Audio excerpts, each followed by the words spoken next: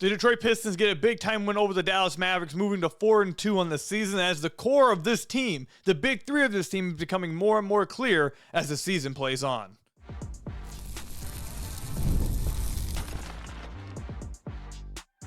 You are Locked On Pistons, your daily Detroit Pistons podcast, part of the Locked On Podcast Network, your team every day. What's the deal? Welcome back to another episode of the Locked On Pistons podcast. Per usual, I am your host, Khahil. You can find me over on Twitter at Khahil. I've been covering the Detroit Pistons for the last 4 years for the Locked On Network, been a credential media member over the last 3 years, and I appreciate all of you guys who make Locked On Pistons your first listen of every single day. We are free and available on all your podcast platforms. If you haven't already, head to the YouTube channel at Locked On Pistons. Hit that subscribe button or leave us a 5-star review on whatever podcast platform you're listening to this on. That's another great way to support the podcast. And today's episode is brought to you by Game Time. Download the Game Time app, create an account, and use code LOCKEDONNBA for $20 off your first purchase. Later on, we will discuss, have the Detroit Pistons figured out who their core is? Yes, we know that there's a bunch of 5, 6, 7 young guys in the team, but this year was about figuring out who is that main, who are the main pieces of the core that you then need to build the entire team around, that you need to figure out, okay, these are our guys, and we have to supplement them with the right pieces. Are they starting to figure that out? We'll talk about that. And then also, Caris LeVert is struggling in his return. I want to talk about why that probably is one of the biggest concerns I have about the team right now moving forward. But obviously, we're going to start off with the big-time win. They get over Dallas in Mexico. They win this game 122-110. It was a lot closer of a game than the score would indicate. The Pistons pulled away at the very end and ended up closing this game out with some key buckets from Cade Cunningham, Jalen Duren, and Ausar Thompson. But this was a very close game. The Mavericks were not with, they did not have, I should say, Anthony Davis or Derek Lively, which led to Jalen Duren potentially having the best game of his career. I like, no joke, can't lie. This might have been, I won't say the best, because I'm sure I'm probably forgetting a game. I don't want to, go too crazy. But this definitely is on the short list of best games of his career. 33 points, 10 rebounds, 13 of 16 from the field, and again, 7 of 8 from the free throw line. I've said this multiple times now on the podcast over the last few days. I'll continue to say it. When you have a big who is this dominant of an offensive rebounder, who is this dominant of a lob threat, who has the touch and finishing ability that Duren has around the rim, with the dribble drives that he's been showing off, which we'll talk about in a second as well. When you have all of that, and he also is able to hit his free throws at such a high clip, it basically means if he's touching the paint, if he gets 2 feet in the paint, you are getting 2 points. Whether it's a dunk, whether it's a layup, whether it's a lob, or if it's going to the free throw line because you got fouled because teams don't want to just give you an easy one. Other bigs, you can foul in the paint, and you're like, okay, go earn it at the stripe. We're not going to let you get an easy one, go earn it. Well, with Duren, if he's going to keep hitting free throws at this type of clip, you're basically giving him 2 points either way. It's such an efficient brand of basketball for the Pistons to know that your big man is capable of giving you 2 points as soon as he touches the paint at all. Well, again, layup, dunk, lob, free throws, doesn't matter. He's getting 2 points out of this. It's something the Pistons haven't had in a long time. Obviously, the most recent example is Drummond. Drummond was a great offensive rebounder, good lob threat, but he wasn't quite the finisher that Duren is around the basket, and teams could just foul him around the paint. And while he did get better slightly as his career went on from the free throw line, he was never as effective as Duren has been from the free throw line, and it hurt the Pistons' offense at times during Drummond's times here. Duren, that's not the case, and you're seeing how much that benefits the team throughout this season so far. I want to pull up Duren's stats real quick for you guys, because I think this is something that, if I could see it, thank you. This is a big time stat to follow, or a big time storyline to follow here with Duren, is that last year the team was better with him off the floor for Isaiah Stewart because of defensive reasons, right? We talked about throughout the year, the on-off splits heavily favored Isaiah Stewart throughout the year because of how good the defense was. So far this year, the Pistons have absolutely dominated in Jalen Duren's minutes, and they are 16 points better with him on the floor. When he's on the floor this year, they have a 120 offensive rating and 109 defensive rating. They're plus 11 with them on the floor. They're minus 5 with them off. So you're feeling his presence felt on the offensive end of the floor. The offense is taking another level. has went up another level for the Pistons.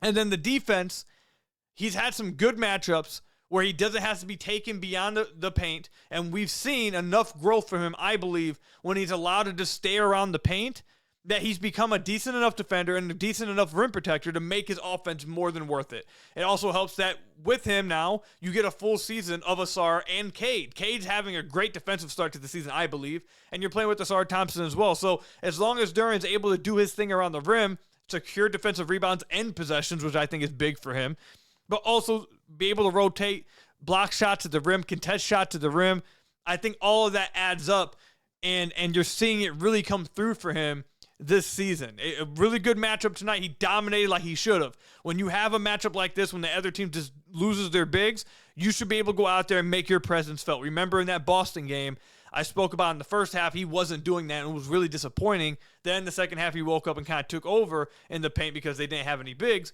How I wanted that to be the case throughout the entire game. We had a whole breakdown over it, over on my Substack, where I said, we get these flashes for a half, but why can't that be consistent? Why can't that be for an entire game? And you got it for an entire game right here. This is exactly what you want, exactly what I want to see from him. When you got the matchup, when you got the physical dominance over the other team, when you are just flat out better, bigger, stronger, more athletic than the other guy on the other team, you should absolutely dominate the entire time you were on the floor, and he did that. He was a plus 28 in his 29 minutes, absolutely dominated, maybe the best game of his career. I want to hit on some other players real quickly before we get to the next main topic of the podcast, which I think is the most important development of the Pistons season this year. It's very early, so you don't want to say it with any finalization, but you are starting to see a trend. You're starting to see the book get written, and you're starting to see answers revealed, and hopefully this continues because that gives the Pistons some comfortability to move forward with maybe some moves to be made, but we'll get to that in just a second. Cade Cunningham, 21 points, 18 assists, 6 rebounds in this game. Didn't shoot very well from the field. 7 of 16 from the field, 2 of 4 from deep. 5 of 8 from the free throw line. Just unacceptable from Cade. 5 of 8 at the free throw line. He needs to be close to a 90% free throw shooter. I don't know what's going on with him at this free throw line. It was the same thing last year at the beginning of the year. He was missing free throws, and he heated up again. But that can't keep happening. But Cade had a fantastic game. He controlled this game from the jump. His passing was exceptional from the beginning of the game. He was picking apart the Dallas Mavericks defense. They were trapping him a lot. They were playing high at the level. They were blitzing him a lot. And he was getting the ball out of his hands quickly to the short roller.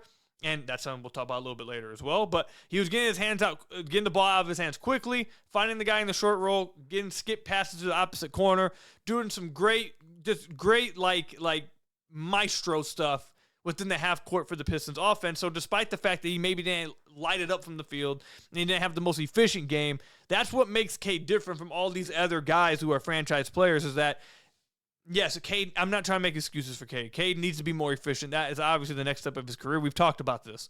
But Cade is good defensively. He's good defensively for an offensive engine. And he's also able, because of his size and his playmaking, that even when he's not having the greatest shooting night, he's still able to just change the outcome of a game, heavily impact a game because of how much attention he requires on the offensive end of the floor and his ability to create for his teammates. Even in a game where he shoots 43% from the field and misses some free throws, he still is incredibly impactful, and you feel it on both ends of the floor. His size on defense, he had 3 steals in this game. His activity on the defensive end has been great to start the year, I feel like. And again, the passing, him and Jalen Duren's pick and roll game has been absolutely electric. It dominated within this game. And Cade said after the game that playing with Duren and Ausar Thompson in transition is the easiest job of all time. And you see that Cade loves playing with these guys. He loves playing with these athletes that he can just kick ahead to, throw some lobs to, and trust to make some tough shots, but also just really be these play finishers around him, especially when he acquires this kind of defensive attention. So I thought Cade had a really good game despite not, having the most efficient night. It wasn't terribly inefficient, but just not the most efficient night. Doesn't matter. I think he played absolutely exceptional. The key stat for Cade, the most important stat for Cade, and maybe the most important stat of this game and really over the last few games. The past 2 games, Cade has just 1 turnover. He had 18 assists to 1 turnover in this game. He had 0 turnovers in their last game. Remember the start of the year, he had back-to-back games of 5+ turnovers. One of them, he had 8 turnovers. Absolutely unacceptable. Last 2 games, clean the ball up, playmaking for his teammates, and now the Pistons are winning the possession battle. They're winning with their defense, and he's playing much more efficient brand of basketball when it comes to taking care of the basketball.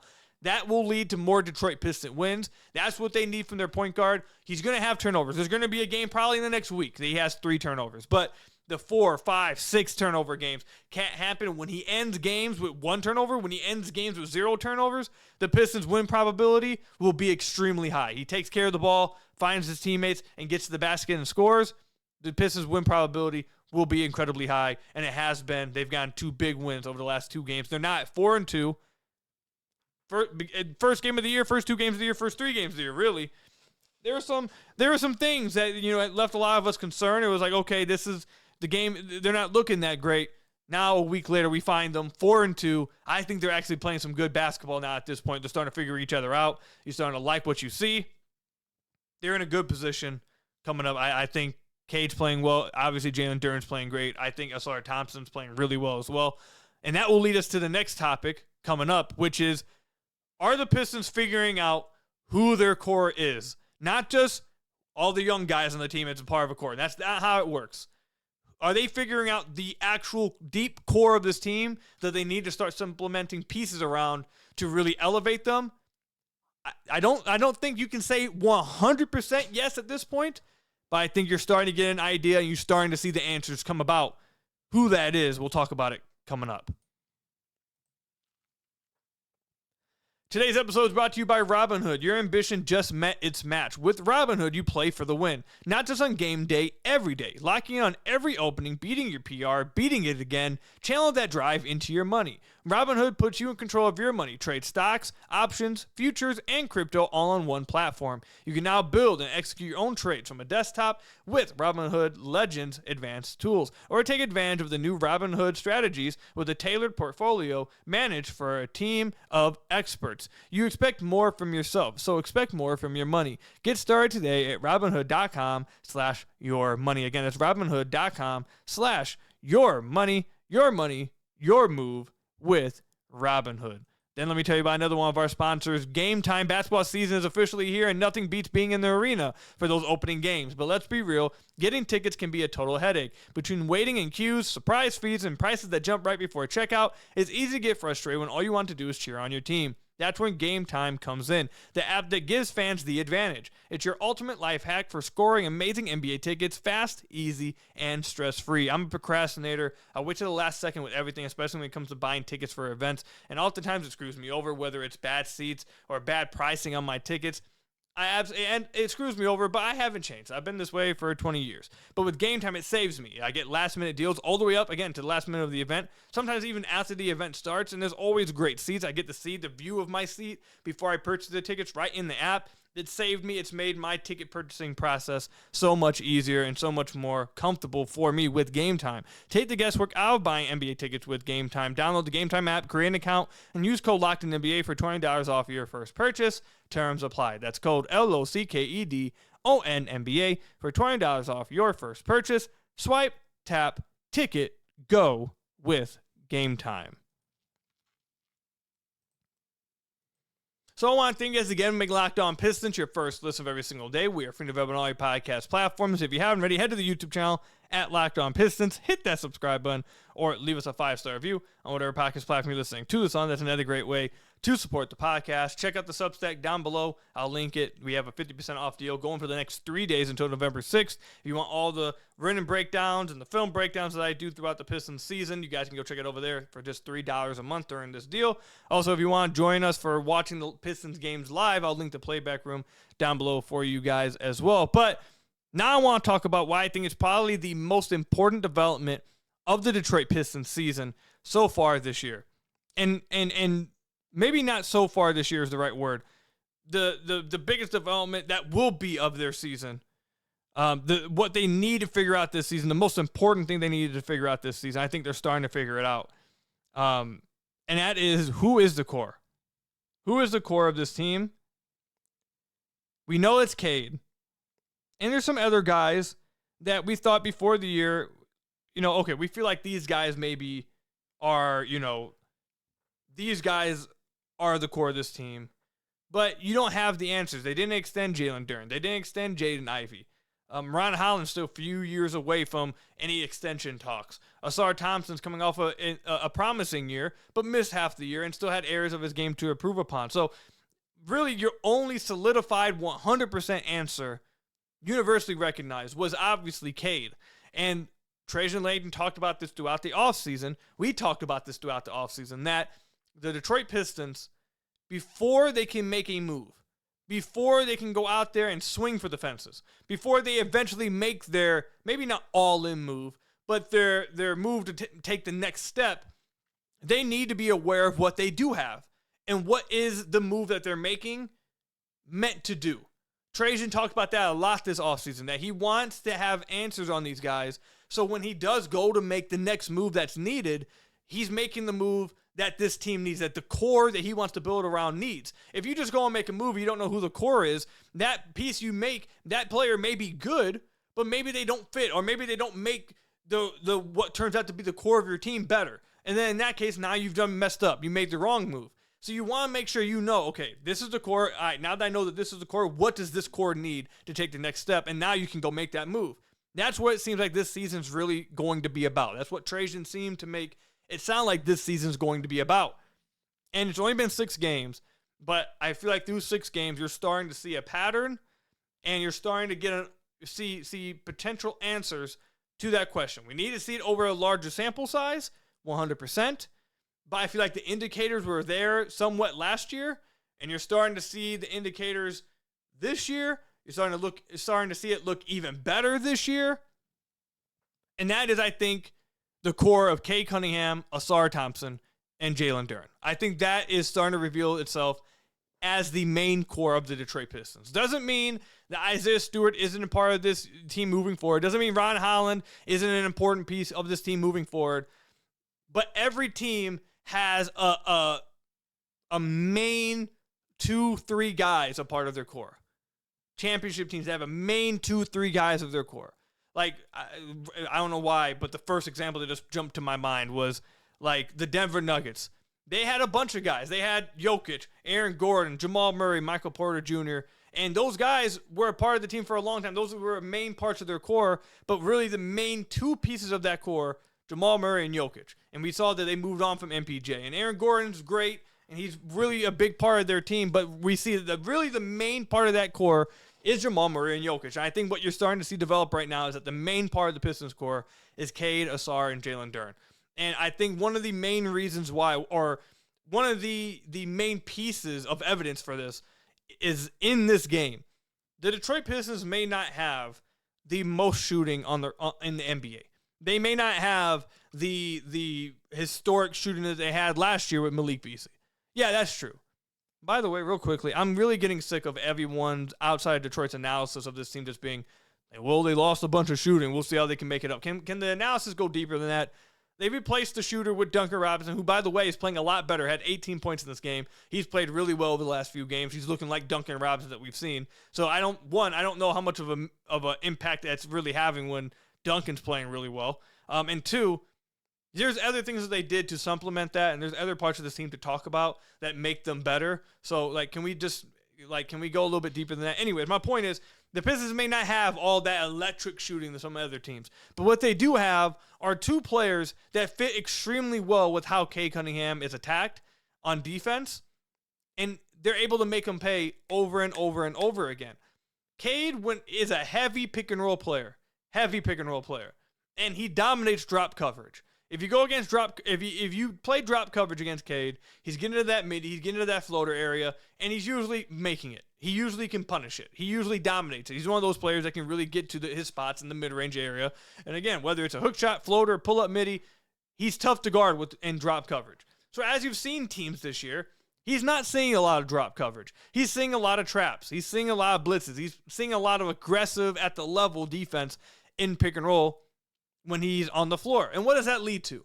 That means that if he gets the ball out of his hands early to whoever's setting the screen, whoever's slipping, whoever's rolling, that player will be operating in 4-on-3 situations as long as Cade can get it there. And Cade can get it there, and we're seeing him do it a lot more often, cleaner the last few games.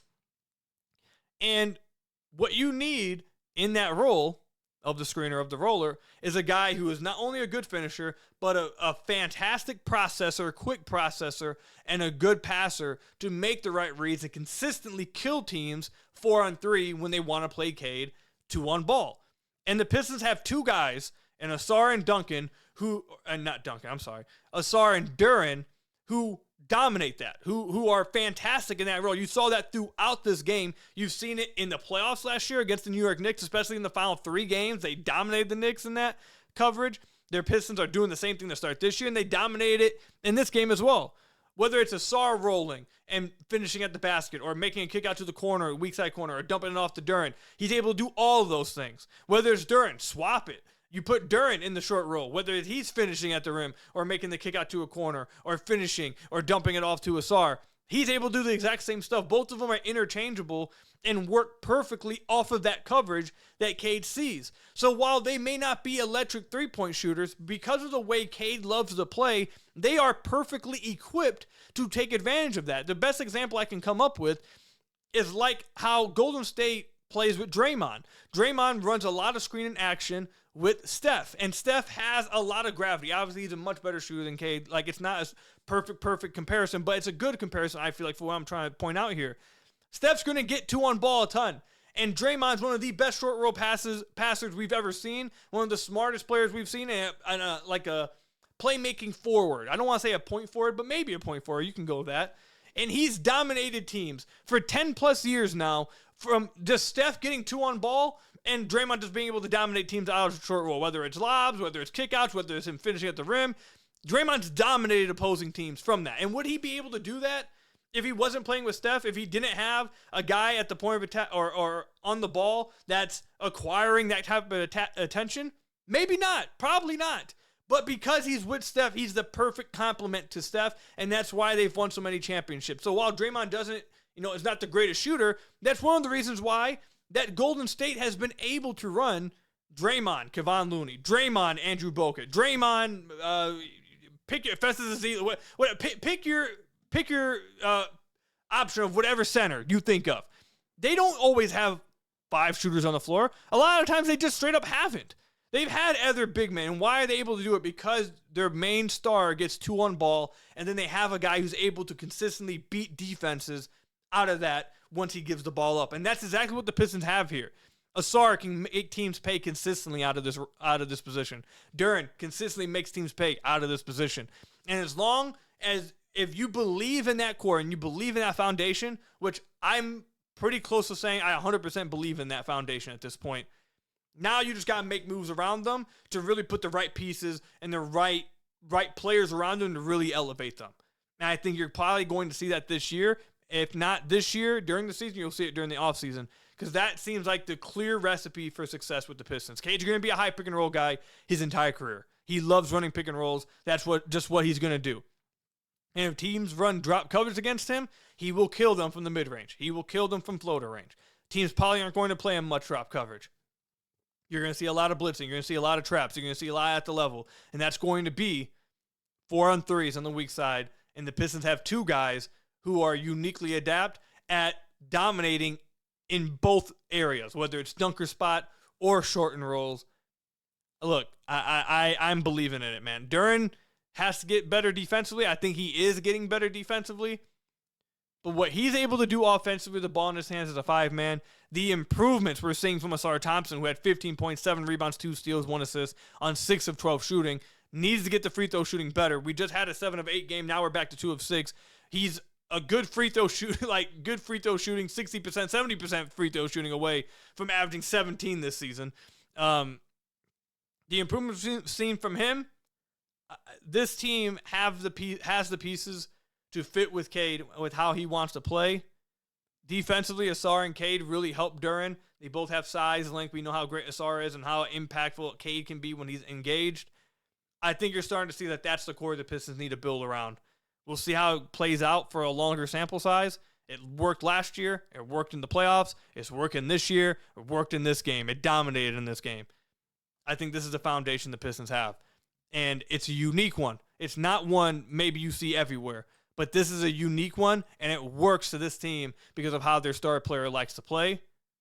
I think they're finding it. Let me know, comment section down below or over on Twitter at Khahil.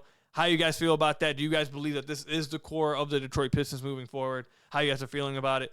Coming up, the one concern I'm having, though, over these games, they've won these games, but one of the concerns I'm having is the play of Caris LeVert. We'll talk about this coming up.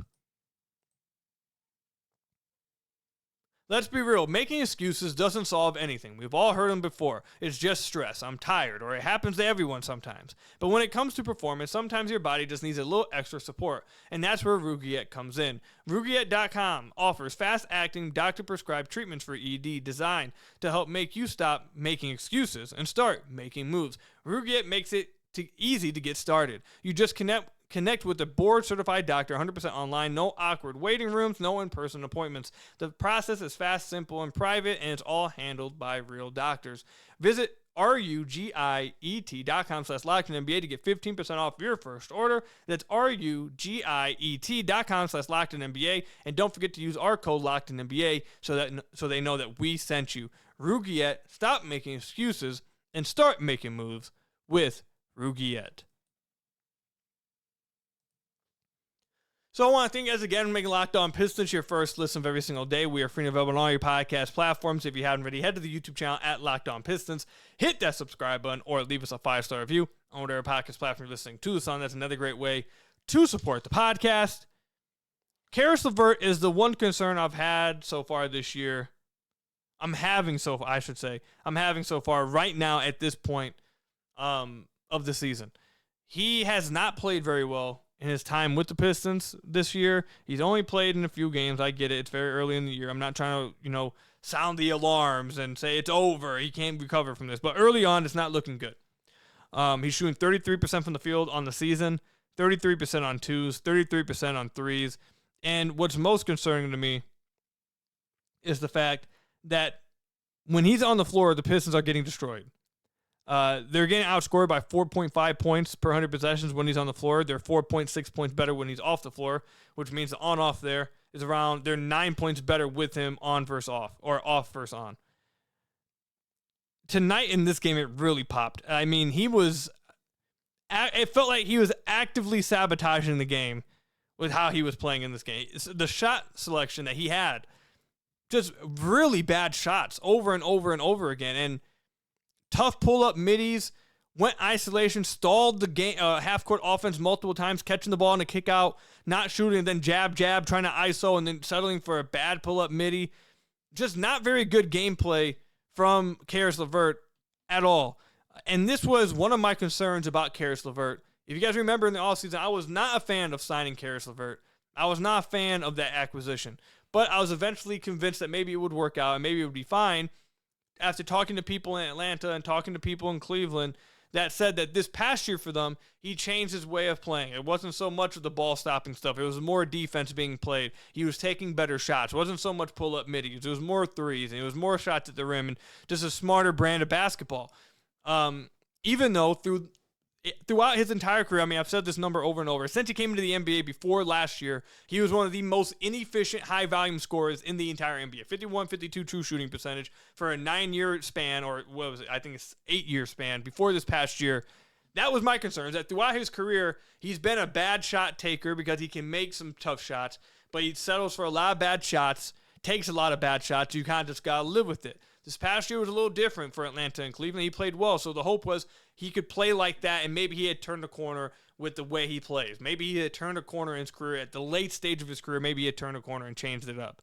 So far this year with the Pistons, it's been the exact opposite. It's been a lot of what I've been concerned about. A lot of pull-up middies, a lot of bad shots, a lot of bad decisions, a lot of dribbling the ball in the half court from him. The Pistons signed him to be better than Dennis Schroeder and provide this off-ball playmaking, this release valve for Cade Cunningham to have another playmaker on the floor, another ball handler on the floor, and so he can, not feel like everything's on him. And we saw how successful those lineups were with Cade and Dennis Schroeder this past year, especially in the playoffs. They dominated with both those guys in the playoffs on the floor. And so far this year, Ausar has been better at that than Caris. And while on one hand, that's, you'd like to see that with Ausar because that means he's developing. You're happy about that.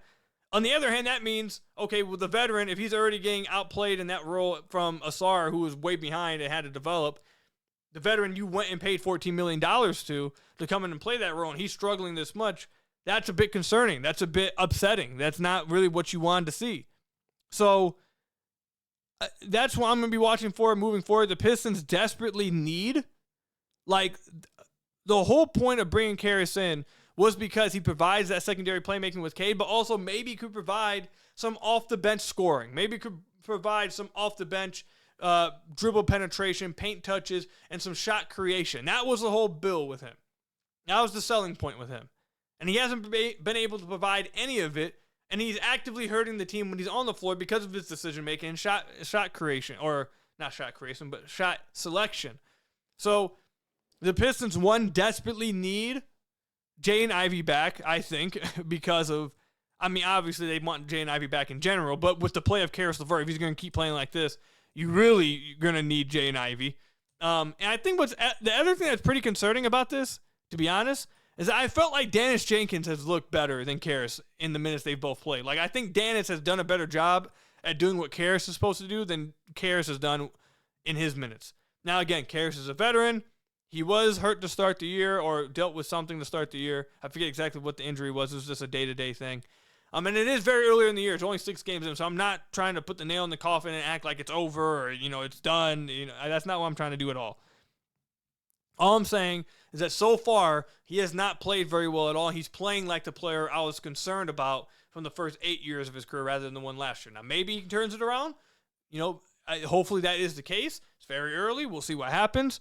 But the Pistons need him to, because he was supposed to fill an important position for them off the bench. And if he's going to keep looking like this every time he comes onto the floor, the Pistons are going to have some problems, because he was paid heavily. They let Schroeder go, a guy they trusted. They let Schroeder go and paid LeVert instead, because they trusted that he would be an upgrade with size, his defense, and then the shot creation he could bring an offense. He's not going to be bringing that.